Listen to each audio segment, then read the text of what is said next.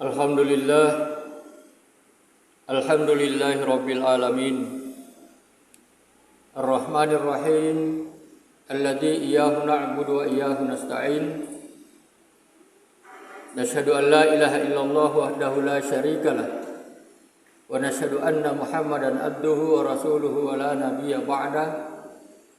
Allahumma salli wa sallim wa barik ala sayyidina wa maulana wa nabiyyina wa habibina Muhammad sallallahu alaihi wasallam wa ala alihi wa ashabihi ajma'in wa man tabi'ahum bi ihsanin ila yaumiddin, amma ba'd. Wa ya ayyuhal muslimun al hadirun rahimakumullah, usi wa iyyakum bi taqwallah faqad fazal muttaqun. Faqala ta'ala fi kitabihil karim wa huwa asdaqul qailin. A'udzu billahi as-sami'il 'alim minasy syaithanir rajim. Ya ayyuhan nas, inna khalaqnakum min dzakarin wa unsa wa ja'alnakum syu'uban wa qabaila lita'arafu. Inna akramakum indallahi atqakum. Innallaha alimun khabir. Sadaqallahul azim. Balagha rasuluhul karim wa nahnu ala dzalika minisy syahidin asy-syakirin, alhamdulillahi rabbil alamin. Hadirin jamaah Jumat rahimakumullah, toto tabla bir kungasih urang sana salam beri. Alhamdulillah kita memuji kebesaran Allah, syukurillah kita bersyukur atas segala nikmat Allah. Wassalawatullah salamuhu ala rasulillah, kita mengirimkan salawat, mengirimkan salam kepada Rasulullah, idola kita, tauladan terbaik sepanjang zaman, pemimpin dunia, pembawa obor kebenaran. InsyaAllah dengan cahaya iman dan Islam yang diantarkan oleh beliau kepada kita akan menjamin keselamatan dunia dan kebahagiaan akhirat. Sepanjang kita komitmen, konsisten dan konsekuen terhadap ajaran dan anjuran beliau Nabi kita, terhadap segala tatanan dan tuntunan agama kita Islam. Semoga rahmat dan ridha Allah tetap tercurah kepada seluruh keluarganya, kepada sahabatnya, kepada umat pengikutnya yang istiqomah. Mudah-mudahan kita termasuk orang yang senantiasa berusaha sepanjang masa, setiap waktu untuk menjadi umat Muhammad yang konsisten, bukan hanya sekadar komitmen, tapi juga konsisten dan konsekuen. Hadirin jamaah Jumat rahimakumullah, menarik judul yang dipilih oleh Dewan Masjid, Porsam dan panitia masjid yang tergabung dalam jadwal khotbah Jumat terpadu di seluruh wilayah Kecamatan Benten dan sekitarnya, termasuk masjid kita ini Al-Ihwan yang baru bergabung. Mewujudkan keharmonisan dalam kehidupan masyarakat multikultural. Mewujudkan keharmonisan dalam kehidupan masyarakat multikultural. Ini sangat relevan baik skala nasional, regional maupun lokal. Nasional Indonesia, regional Sulawesi Selatan maupun lokal Selayar. Karena tidak bisa dipungkiri Bapak dan Saudara, sudah takdirnya Indonesia terdiri dari sekian banyak bahasa, terdiri dari sekian banyak pulau, terdiri dengan sekian banyak adat istiadat, tradisi, terdiri dengan sekian banyak suku bangsa. Kalau kehidupan ini tidak harmonis secara nasional, secara lokal, regional, maka kita gampang dicabik-cabik, gampang dipecah-pecah. Indonesia bisa kita katakan baldatun thayyibatun rabbun ghafur, karena dia ibaratnya negara Sabah. Laqad kana li sab'in fi maskanihim ayat jannatani ayyamini wa shimal. Kulu min rizqi rabbikum washkuru lahu baldatun thayyibatun rabbun ghafur. Bapak dan Saudara, Indonesia memiliki hampir segala-galanya. Seperti Sabah, ada surga di sisi kanan, jannatani ayyamini wa shimal. Saking makmurnya, Indonesia, Sulawesi Selatan dan Selayar punya kekayaan. punya surga di laut, punya surga di darat. Ikan, tambang, pertanian, perikanan, peternakan, air, mineral. Banyak negara-negara luar nggak memiliki itu. Sehingga Indonesia menjadi incarannya. Kalau bisa dijajah, jajah. Kalau nggak bisa dijajah, pecah-pecah supaya gampang dikuasai. Kalau kita tidak hidup dengan harmonis, Bapak dan Saudara, gampang sekali dipecah-pecah. Kenapa? Karena potensinya besar. Agama saja berapa? Suku bangsa apalagi? Bahasa begitu juga. Di Islam sendiri banyak. Ada NU, ada Muhammadiyah, ada Wahdah, ada Persis. Kalau kita bertengkar menghabiskan energi untuk persoalan-persoalan tangke-tangke agama, gampang sekali kita dimasuki. Padahal ada persoalan yang mendasar yang harus kita tangani bersama. Innallaha yuhibbul ladzina yuqatiluna fi sabili saffa ka'annahum bunyanun marsus. Maka ulil amri, ulil albab, ulil amal dan ulil anfus harus dipadukan. Karena punya fungsi posisi masing-masing. Dan itu yang akan dimintai tanggung jawabnya. Biar kau jaga pemerintah kalau tidak didukung oleh amwal, enggak bisa. Biar ada ulil amri, ada ulil amal, tapi tidak ada ulil albab, orang cerdik cendekiawan. Enggak bisa jalan tanpa ilmu. Ada ulil amri, ada ulil albab, ada ulil amal, ulil albab, ulil amri. Tapi ulil ampus masih dibutuhkan. Dia bukan pemerintah, dia bukan orang pintar, dia bukan orang kaya. Tapi tenaganya, keterampilannya, waktunya, doanya tetap dibutuhkan. Jangan pandang remeh. Boleh jadi keberhasilan sebuah pembangunan itu karena doa yang tulus dari ulil anfus ini. Sejarah telah mencatat Bapak dan Saudara dengan istilah toleransi. Para pendiri negara kita sudah merumuskan Piagam Jakarta. Ketuhanan dengan kewajiban menjalankan syariat Islam bagi pemeluknya. Sudah dibatasi. Menjalankan syariat Islam bagi pemeluknya. Itu di sila pertama. Tapi ketika dirumuskan untuk diputuskan, difinalkan, protes non-muslim. Kenapa ada kata begitu? Terkesan terislam-islaman ke Arab-Araban. Kami tidak suka. Kalau itu mau dipaksakan, disepakati menjadi final, silakan merdeka sendiri orang Islam. Kami akan bikin negara baru. Kami akan mendirikan negara lain. Musyawarah di internal Islam. Wah jangan. Kita kan berjuang 3 abad bertahun-tahun ini. Sama-sama dengan seluruh agama, dengan potensi kekuatan kita masing-masing. Masa ketika mau merdeka kita berpisah? Jangan.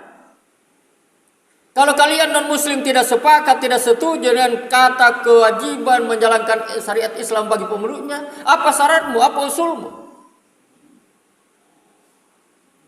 Dengan kewajiban menjalankan syariat Islam bagi pemeluknya 7 kata, diganti menjadi 3 kata. Ketuhanan yang Maha Esa. Sepakat nih semua. Inilah pengorbanan yang terbesarnya umat Islam dalam sejarah bangsa kita. Dalam konteks toleransi yang dulu sudah dikemukakan oleh Nabi kita. Persoalan agama, mohon maaf, tidak ada toleransi. Lakum dinukum waliyadin. Diulang-ulang itu. La a'budu ma ta'budun wala antum abiduna ma'abud. Wala ana abidu ma abadtum wala antum abiduna ma'abud. Finalnya lakum dinukum waliyadin. Itu toleransi proporsional. Dalam persoalan akidah dan agama, ibadah, enggak ada toleransi. Tapi tetap saling menghormati dan menghargai. Itu yang kemudian diterjemahkan dalam perjuangan sejarah bangsa kita ketika Indonesia mau merdeka. Rela orang Islam mengganti 7 kata dengan 3 kata. Tapi ketuhanan yang Maha Esa itu orientasinya pada ikhlas. Silahkan terjemahan lain oleh agama lain. Sesuai dengan keyakinanmu, akidah. Tapi Islam mengatakan ketuhanan yang Maha Esa itu qul huwallahu ahad. Bapak dan Saudara, Dari 14 abad yang lalu, lakum dinukum waliya din. Kemudian kita mau merdeka, 7 kata diganti 3 kata. Aman, jalan. Lahir pemerintahan, Pak. Ada potensi untuk berpecah. Lahirlah 3 toleransi ini. Lahir pada BP7, program penataran P4. Ada 3 toleransi. Toleransi intern umat seagama. Yang kedua, toleransi antar umat beragama. Yang ketiga, toleransi antar umat beragama dengan pemerintah. Hamka mundur dari Ketua MUI karena mau dipaksa untuk menyampaikan sesuatu atau bersikap sesuatu atau bertindak sesuatu yang bertentangan dengan akidah dan agama, ibadah. Untuk apa jabatan kalau saya korbankan yang prinsip? Itu manusia yang berintegritas. Satunya kata dengan perbuatan, Bapak dan Saudara. Nah, tapi ini yang kemudian berkembang toleransi ini di zaman kita. Dengan alasan toleransi kita ikut-ikutan pada salam-salamnya non-muslim. Santi-santi om, nama budaya, salam kebajikan, rahayu. Itu kan ucapan, memang ucapan. Tapi kalau berhubungan dengan akidah mereka itu sudah melanggar, bertentangan dengan konsep la ilaha illallah. Harmonis ya harmonis. Alat-alat seni itu luar biasa, terdiri dari berbagai macam-macam. Ada angklung, ada pui-pui, ada rabana, ada gong, ada kanong-kanong. Semuanya berbunyi dengan bunyinya sendiri, tapi karena harmonis enak didengar. Kehidupan ini harus seperti itu, meniru seni yang terdiri dari berbagai macam alat, tetapi bisa menyatu dan menjadi enak didengar tanpa merubah ke prinsipnya.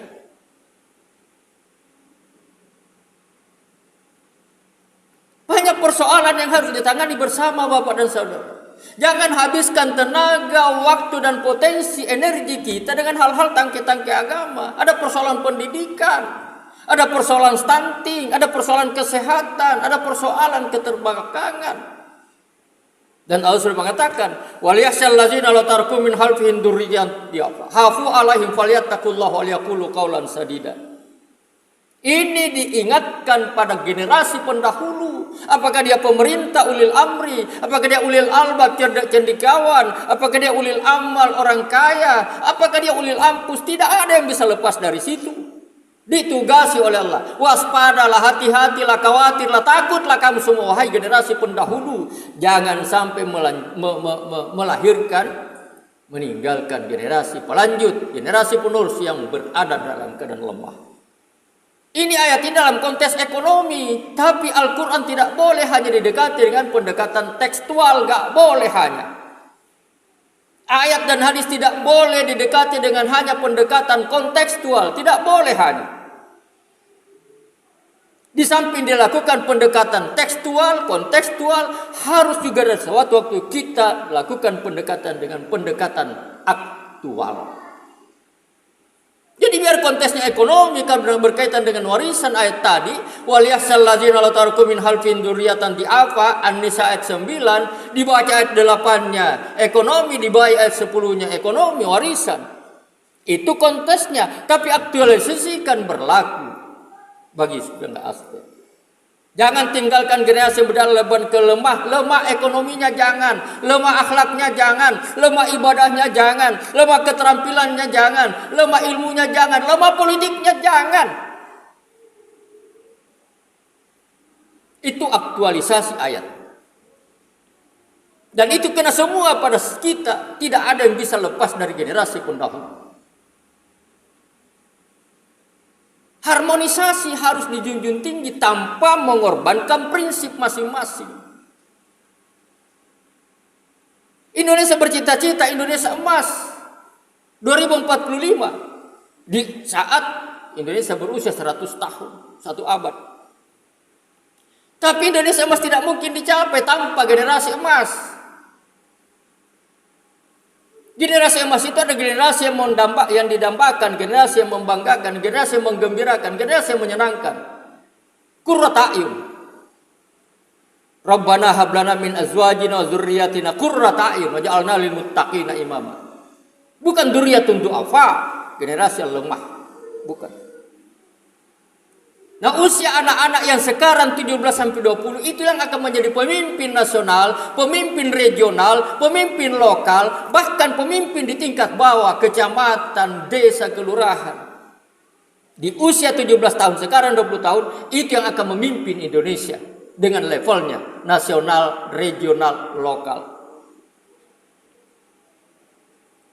Dan itu menjadi tugas tanggung jawab kita, Bapak dan Saudara. Oleh karena itu, terinspirasi oleh Masjid Jogokarya, panitia ini harus berinspirasi, berdiskusi. Bagaimana masjid kita ini Al-Ikhwan bisa menjadi memakmurkan jamaah. Bukan hanya jamaah memakmurkan masjid.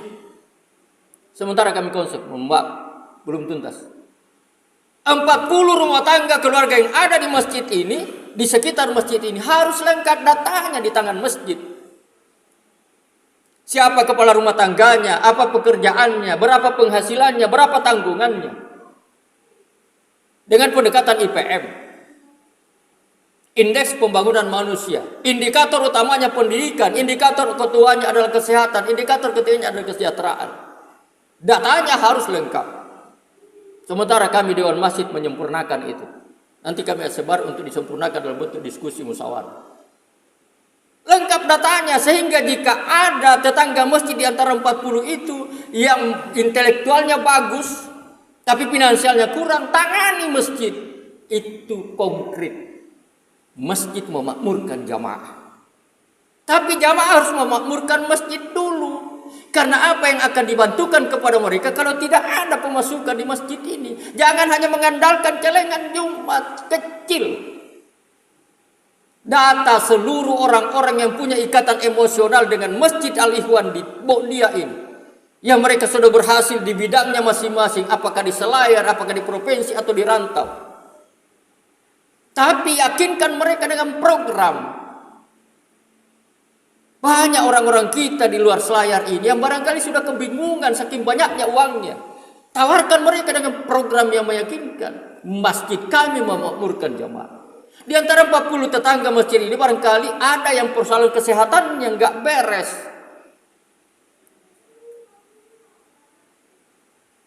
Kepala rumah tangganya nggak bisa mengatasi. Pendapatannya aut-autan, penghasilannya kan tetap. Bantu itu, makmurkan jamaah. Atau barangkali ada pemuda, ada gadis yang punya potensi untuk mengembangkan usaha, ekonomi kerakyatan atau ekonomi bisnis dengan potensi lokal ada Selayar. Tapi kekurangan modal, tidak punya peralatan, tidak punya pasar, bantu masjid. Ini konsep. Tapi itu nggak bisa terjadi tanpa harmonisasi kehidupan. Itu tadi Bapak dan Saudara. Toleransi intern umat seagama. Toleransi antar umat beragama. Toleransi antar umat beragama dengan pemerintah. Harus harmonis. Seperti bunyi seni. Dengan alat-alat yang masing-masing tetapi menyatu sehingga menjadi enak didengar. Al-Quran mengatakan tadi, li ta'arafu, untuk saling mengenal. Jangan saling menjegal. Potensi kita habis kalau kita diciptakan dari laki-laki dan perempuan bersuku-suku bangsa, beragama berbeda-beda, berbahasa berbeda-beda. Li ta'arafu, untuk saling mengenal, bukan untuk saling menjegal.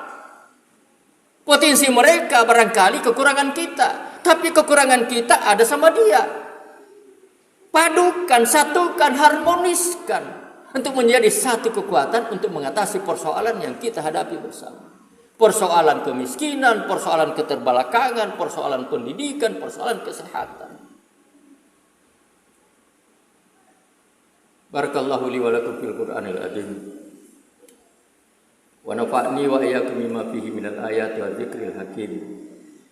Wa taqabbala minni wa minkum tilawatahu innahu huwas samiul alim.